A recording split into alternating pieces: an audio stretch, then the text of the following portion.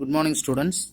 Today we are going to see Unit 3 Prose Book Back Exercise la irukkudiya Speaking, page number 136.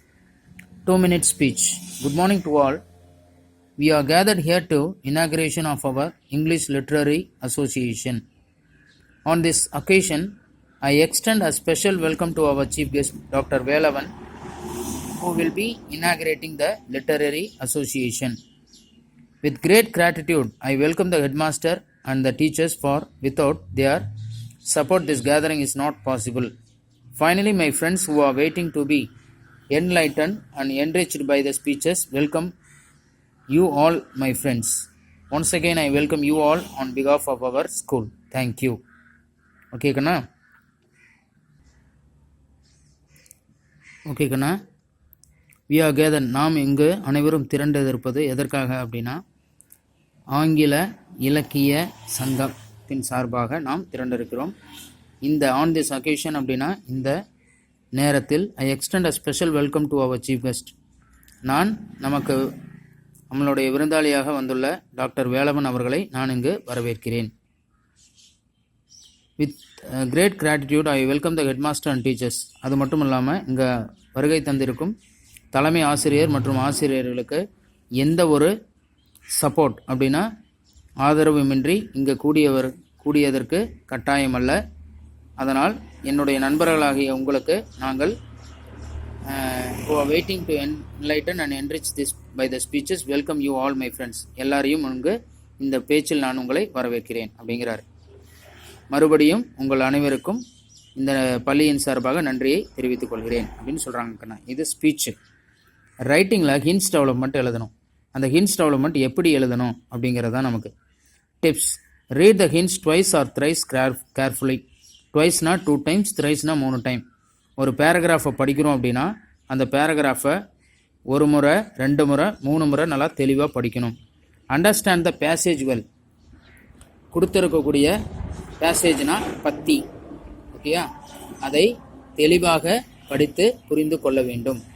Be careful to connect as naturally as possible the various points given in the text. பாடப்புத்தகத்தில் கொடுக்கப்பட்டுள்ள வார்த்தைகளை வைத்து ஒவ்வொரு வாக்கியத்தையும் எப்படி ஒன்று சேர்த்து grammar படி எப்படி இணைக்க வேண்டும் என்பதை நாம் கற்றுக்கொள்ள வேண்டும். Arrange the matter in 2 or 3 paragraphs. கொடுக்கப்பட்டுள்ள பத்தியில் பேராகிராஃப்ஸை 1 அல்லது 2க்கு மேற்பட்ட பேராகிராஃபை பிரித்து கொள்ள வேண்டும். Give suitable title. அதற்கு ஏற்ற தலைப்பை அளித்தல் வேண்டும். இப்போ உங்களுக்கு கீழக்கண்ணா எக்ஸாம்பிளில் ஹின்ஸ் ஒன்று கொடுத்துருக்காங்க. Farmer in a village had a hen, golden egg, farmer became rich, selling golden eggs, he greedily an egg every day, not enough, thought to get all eggs, killed to get all eggs, killed the hen, found no eggs, farmer is very sad. இது hints டெவலப்மெண்ட்டாகனா இது உங்களுக்கு homework paragraph writing the greedy farmer. இப்போ இதில் என்ன கதை கொடுத்துருக்காங்க அப்படின்னா ஒரு ஃபார்மர் ஒரு வில்லேஜில் இருக்கிறாரு.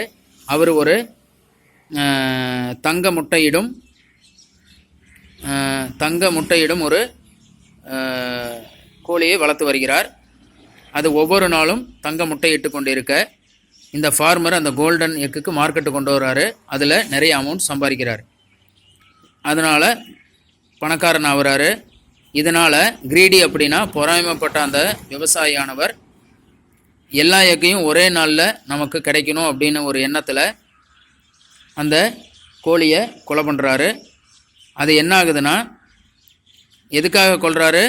அங்கே கோழியில் இருக்கக்கூடிய எல்லா கோல்டு முட்டையும் எடுத்துக்கிட்டான், தங்க முட்டையும் எடுத்துக்கிட்டோம்னா நம்ம காசு நிறையா கிடைக்கும் அப்படிங்கிற ஒரு ஆசையில் அந்த கோழியை கொன்று முட்டையை எடுக்க பார்க்குறாரு.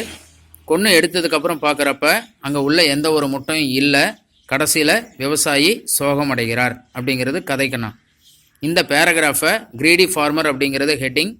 மேலே கொடுத்துருக்கக்கூடிய ஹின்ஸை நம்ம தெளிவாக 1 டைமுக்கு 2 டைம் படித்து புரிஞ்சுக்கிட்டு என்ன மீனிங்னு தெரிஞ்சுக்கிட்டு நம்மளுடைய கிராமட்டிக்கல் மேனரில் நீட்டாக எழுதணும்.